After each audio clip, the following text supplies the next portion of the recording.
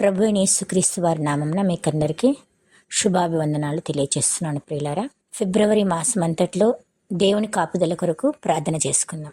మా స్తుతికి పాత్రుడా, స్తోత్రార్హుడా, సర్వోన్నతుడా, సర్వశక్తిమంతుడా, సర్వాధికారి, పరిశుద్ధుడా, జీవంగల దేవ, మీ పరిశుద్ధమైన ఘనమైన నామంనకు మీ కుమారుడును మా ప్రభువును రక్షకుడైన యేసుక్రీస్తు వారి ఘనమైన నామంన హృదయపూర్వకంగా వందనాలు, కృతజ్ఞత, స్తుతి, స్తోత్రములు చెల్లిస్తున్నాం తండ్రి.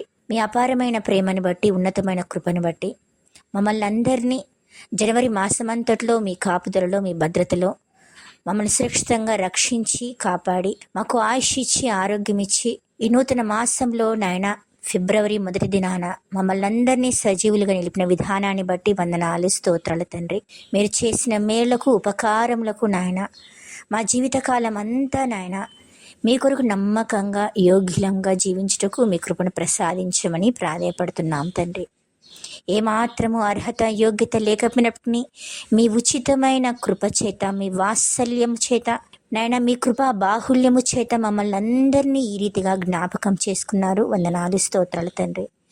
ఈ దినమును, ఈ గడిని చూడలేక మాకంటే ఘనులు, గొప్పవారు అనేకులు నాయన కాలగమనంలో గతించిపోయినారు. కానీ మేమైతే నేటి వరకు సజీవులుగా ఉన్నామంటే నాయన కేవలం నాయన నీ కృపా వాత్సల్యతనే కనుక మీకే హృదయపూర్వకంగా వందనాలు తండ్రి.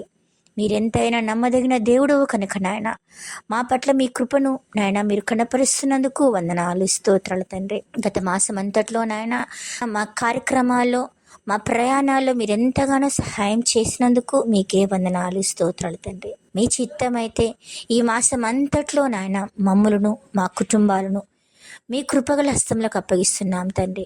మేము చేసే ప్రతి కార్యక్రమంలో మీ కాపుదలను, మీ భద్రతను తోడుగా ఉంచమని వేడుకుంటున్నాం తండ్రి.